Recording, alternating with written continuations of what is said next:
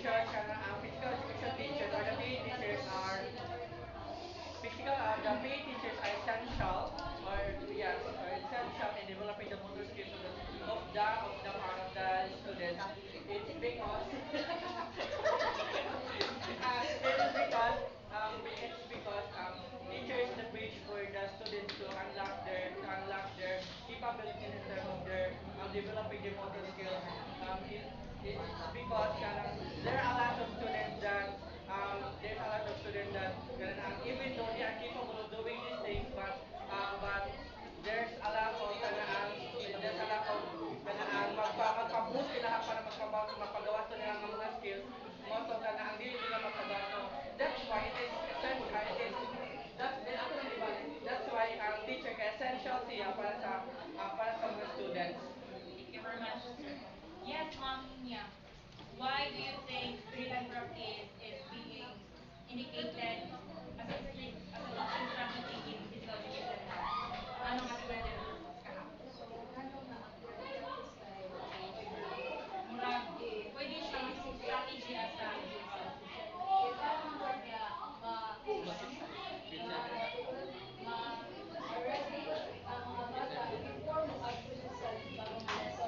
kaya dapat ang drill and practice kasi kay wala mo nabawaan na katong mga bata kay kasabot jud sa imong lesson ginapuhan o para ma-ready ko sila in assessment.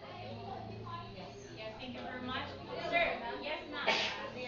Please, ikaw sir.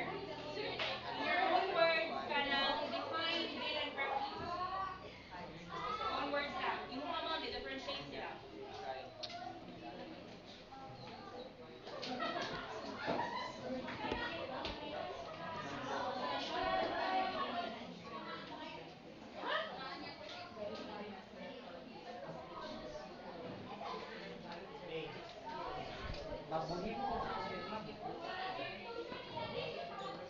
So, drill, no? Yes, Let's ma'am, start sir. the practice. Start of the practice. Kidding. Sa practice, ma'am, when we say practice, we talking about the consistency of a child to do something or performing with the expertise that we have, especially in physical education, and it talks more about the execution. Like a piyok. I like a piyok. Sige. Okay, thank you.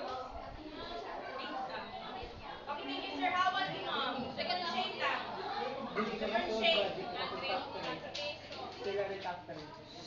Same ra ba for me siguro ang drill. They're not the same. They're not the They're same. not the same. Ang sa practice mo to kay katong sa pagpapingo ni na repetition nga gina-practice mo ang Your something repetition. para ma-masterize nimo. Well, ang sa drill kay ang sa Pag-master. drill Pag-master. Masterize. mag-master. Yeah, ang sa drill kay Sige, ma'am. Pag-masterize.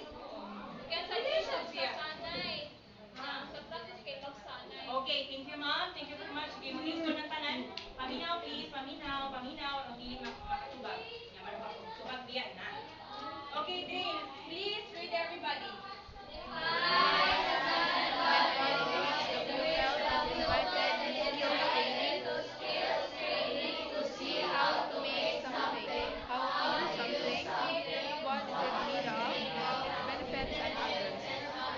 So, according to the definition here, nabay na ba ko sa inyong thoughts about drill?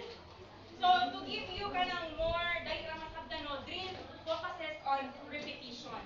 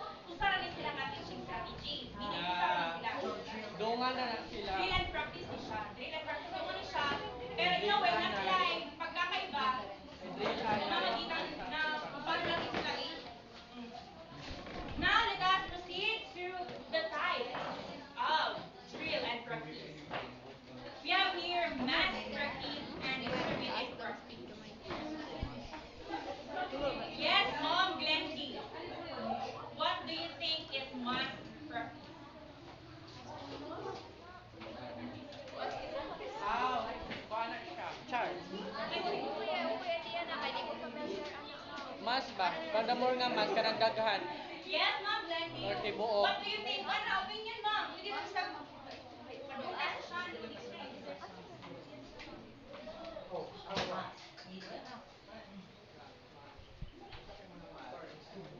Okay. Mass practice. Who wants to help Ma'am Blandy? Si Christian, nakabati kong Christian ganyan. Ma'am, Di siya Pastor gingon. Christian? Mass Nakagingon practice ato. 5 siya ha? Mass of distributed. Mas practice kay kanang parang example nga from the word mass. Yes, thank you. Maybe. Nakay nakapit ka gamay. How about you, Ma'am? How about distribute? Ma'am, ay. Ma'am, Judeline. Distributed.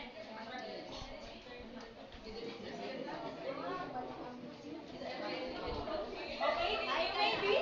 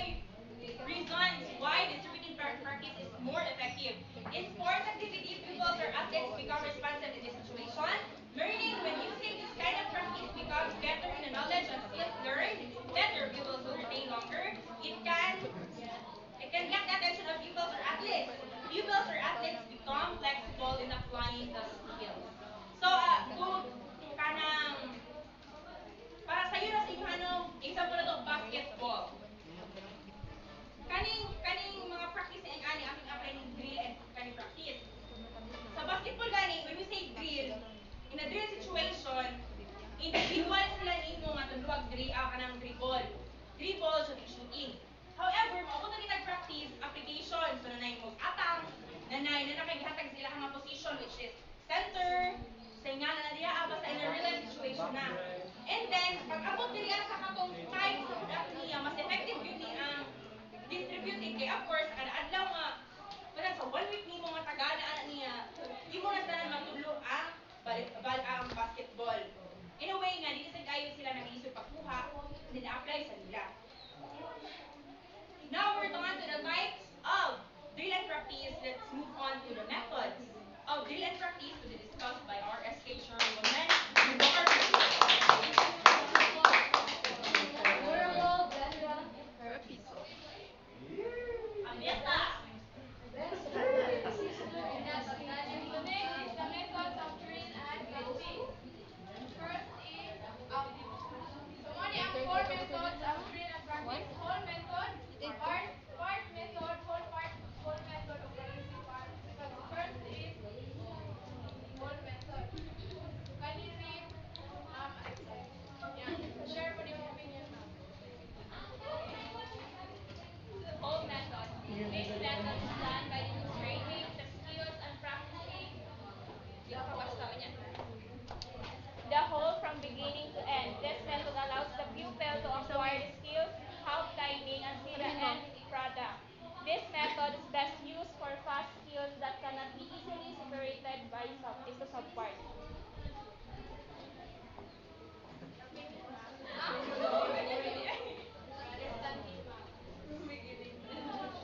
Kaning whole method kay from the word whole tanan gyud siya translation na ate ay ginutan the whole from beginning to the end. This means Thank you, ma'am. So whole method from the word whole, so ang devotion. Yes. So this method involves practicing the entire skill from start to finish without breaking it down into small parts. So to kanang summarize ni para mapadla ninyo is ang whole method is practice entire skill at once. So example ani is teaching a full dance routine. Then starting from the beginning and practice until the end. So example kay kanang natay practicean nga dance. So kanang nga particular day kay humanon gyud siya ang full kay practice gid ang mga steps, ang mga kuan ana kay whole method is ang full gid niya sa music. The second one is part method. Can you read and share?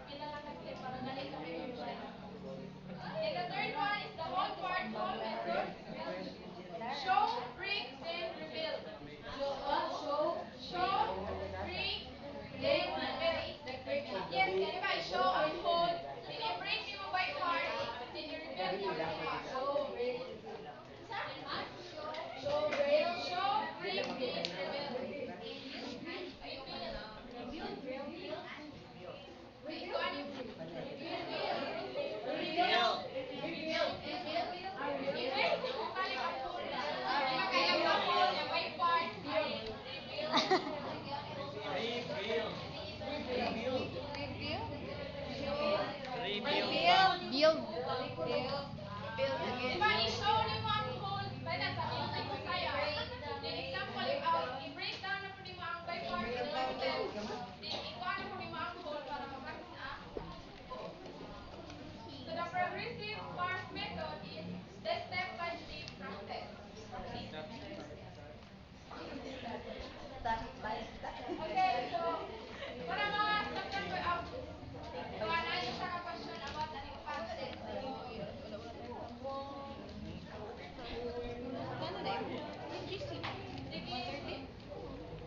start. Step. Start tonight. Start ta. Sa represent na mga four methods, sir. For you as a kind of future educator, asa mo mas prefer ni mga method na dapat learn? Like feel ni mo nga dali ra masabtan sa mga students. Whole part, whole part. Explain your concept, sir. Humana sila to, distributive. The whole part whole method since Gamay na lang, Napay disadvantage o advantages. from what I've heard earlier, Muna kayo mo it's nag-start like the tayo. ternary form. And you know, the ternary form is like very Distributed math. beneficial for us, you know. Okay, thank you, sir. So, for me, God, ang whole part, whole method, whole method, guys, representing the whole, yeah, by part, na i-present na po mo ang whole.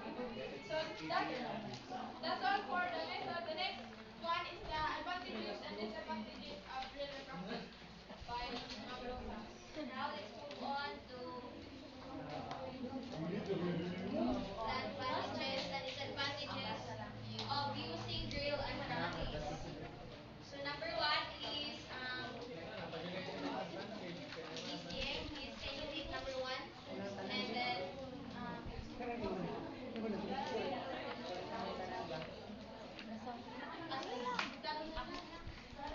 the pupil can apply knowledge through interaction. So students can connect with the material when they work with text and concepts beyond a one-time exposure. When students practice using the knowledge through application, they connect with information on a deeper level. So, there is ilang advantages is maayo ang advantages sa real and practice ang students mas ang ilang understanding about na is mo deep pa siya, mas mawide ang iyang understanding in the through interaction kaya namay ka na interaction nga mahitabo diri sa atin ang practice. So ang ilang understanding is mapun-an mas madugangan. So next is the pupils can learn certain concepts efficiently and effectively. So ang ilang mahibaw-an is sufficient and then mas effective is more ang ilang mas masatisfy makakuha sila satisfaction kay tungod ang ilang mga ang knowledge nga ang mga information or ang ilang mahibaw-an through aning read and practice is effective then murag mas ma-wide pa jud.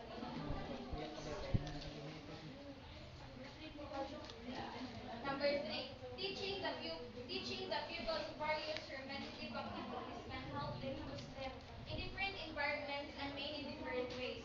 So it also accommodates students who have various learning styles. For example, Alas 10. for example, like ikaw nakayusa ka student nga imo sige tudloan og kanang mga skills bitaw like sa sayaw-sayaw through an drill and practice mas ang katong ilang dancing skills or katong usa na pag-execute is mas ma-enhance pa ang ilang kung unsaon nila pag-perform to nga katong nga action. Number four, it can accommodate the diverse characteristics of. So of course, by drill and practice, it can accommodate the diverse characteristics of student kay sila man tanan ang bukan mo participate ato. Unya murag ang ilang bitong murag ang ilang ang murag makita nimo diri ang tanang characteristics sa mga student nga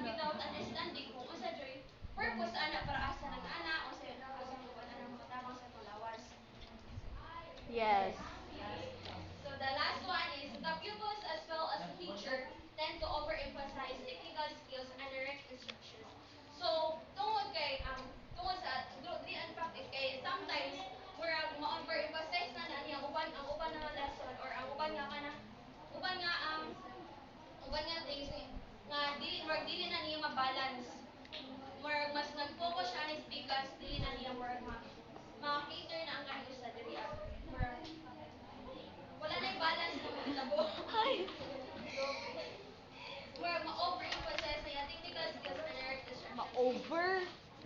Okay,